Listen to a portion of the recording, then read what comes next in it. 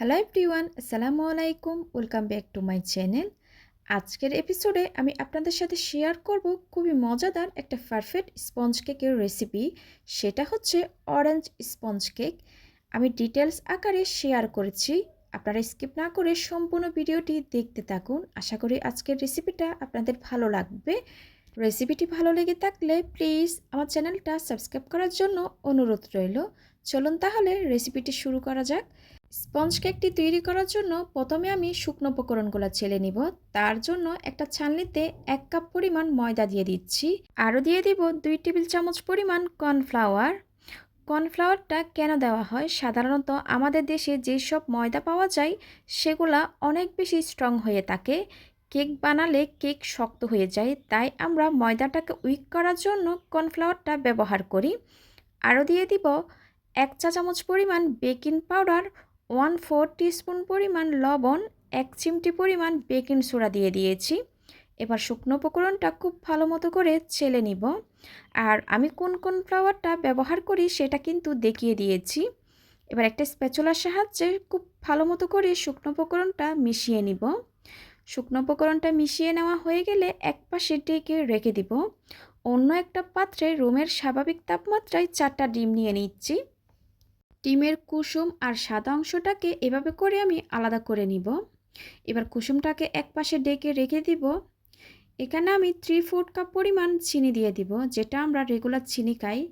অল্প পরিমাণ চিনি দিয়ে আমি একটা ইলেকট্রিক বিটারের সাহায্যে মিডিয়াম স্পিডে বিট করে নিচ্ছি 1 থেকে 2 মিনিট পর্যন্ত।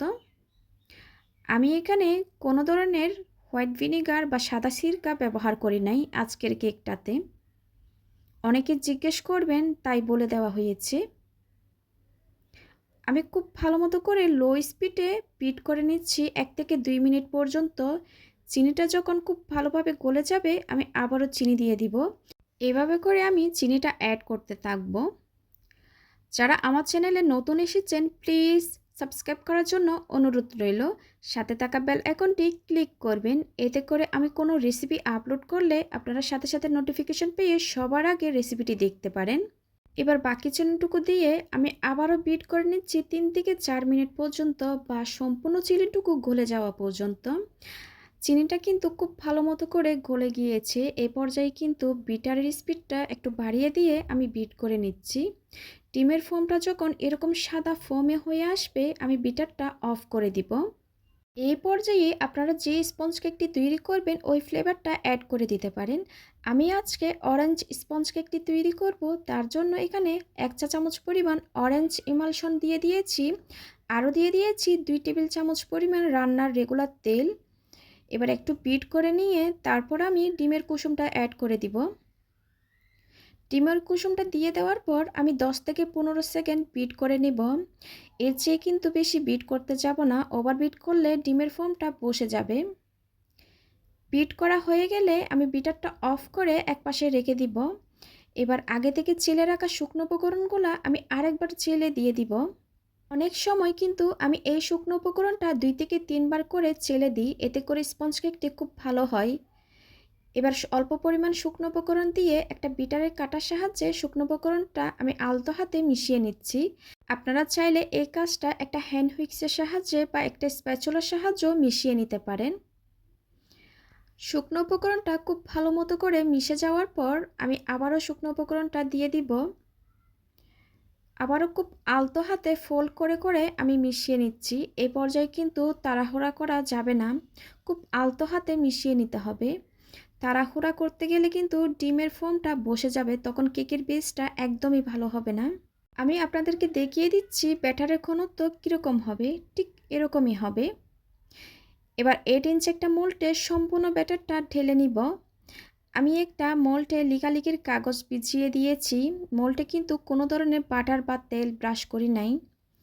আমি এই পর্যায়ে কিন্তু ওভেনটা 160 ডিগ্রিতে প্রিহিট করতে দিয়ে দিয়েছি 10 মিনিটের জন্য।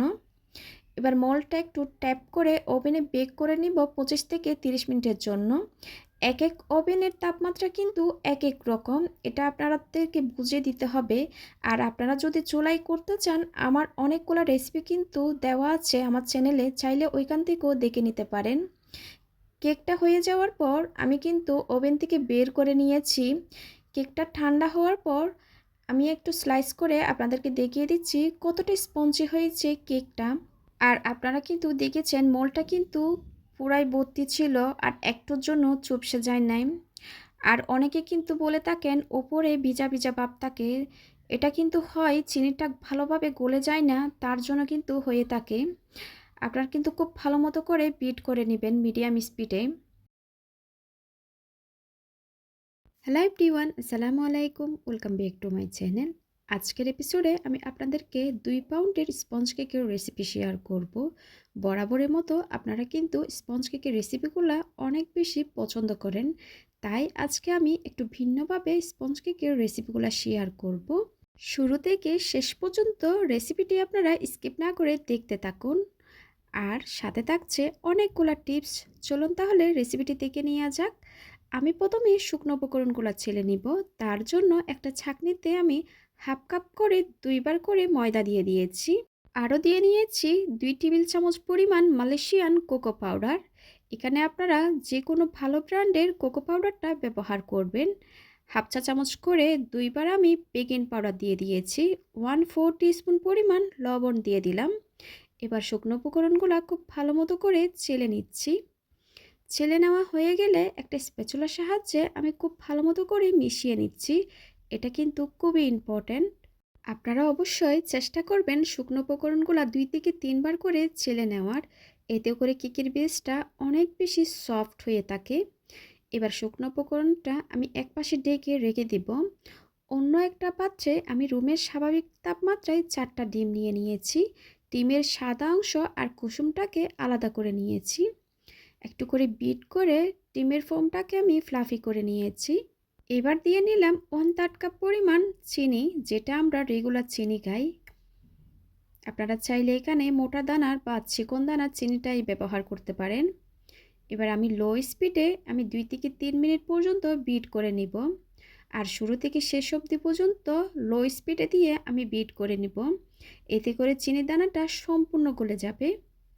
আর এই স্পঞ্জ কেকটি আপনারা ফ্রস্টিং করলে 2 পাউন্ডের একটা কেক হবে।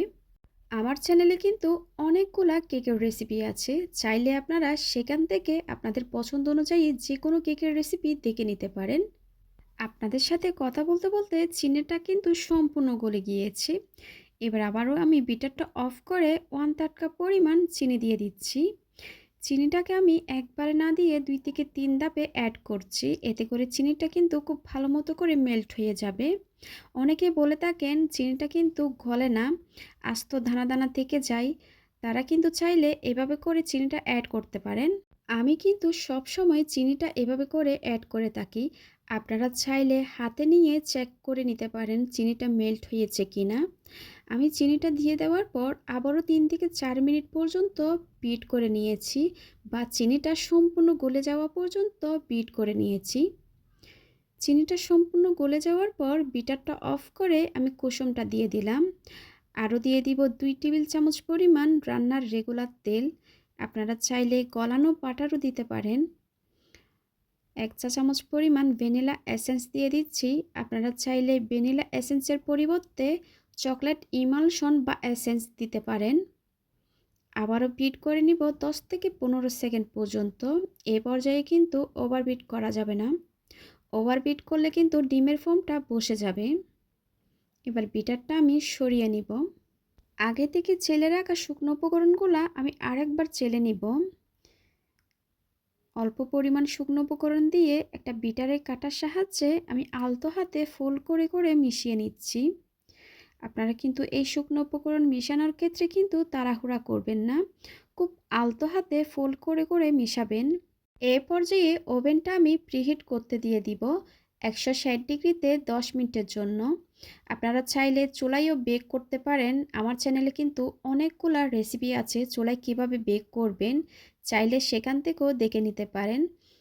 প্রথম ধাপে শুকনো উপকরণগুলো খুব ভালো মতো মিশে যাওয়ার পর আমি দ্বিতীয় ধাপে শুকনো উপকরণগুলো মিশিয়ে নিয়েছি।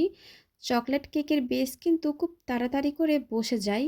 আমি আবারও রিপিট করছি, আপনারা যদি শুকনো উপকরণগুলো ব্যাটারের সাথে মেশানোর সময় তাড়াহুড়া করেন, তাহলে কিন্তু কেকের বেসটা একদমই ভালো হবে না। আর যে ডিমের ফর্মটা করা হয়েছে ওইটা কিন্তু বসে যাবে। আপনারা শুকনো উপকরণগুলো খুব ভালো মতো করে মেশানোর পর ওভেনে বা চুলায় দিয়ে বেক করে নেবেন।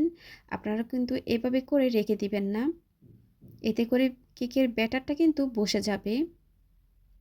দেখুন ব্যাটারের ঘনত্ব কীরকম হবে আমি স্প্যাচুলার সাহায্যে দেখিয়ে দিচ্ছি। এবার 8 ইঞ্চি একটা মোল্ড নিয়ে নিলাম। মোল্ডে আমি একটা লিকালিকির কাগজ বসিয়ে সম্পূর্ণ ব্যাটারটা আমি উপর থেকে ঢেলে দিচ্ছি, যেরকম আপনারা ঠিক স্ক্রিনে দেখতে পাচ্ছেন। এবার জোরে জোরে একটু ট্যাপ করে ওভেনে বেক করে নিব 30 মিনিটের জন্য।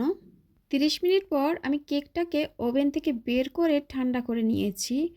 পুরোপুরি ঠান্ডা হয়ে যাওয়ার পর মোল্ড থেকে ছাড়িয়ে নেবেন।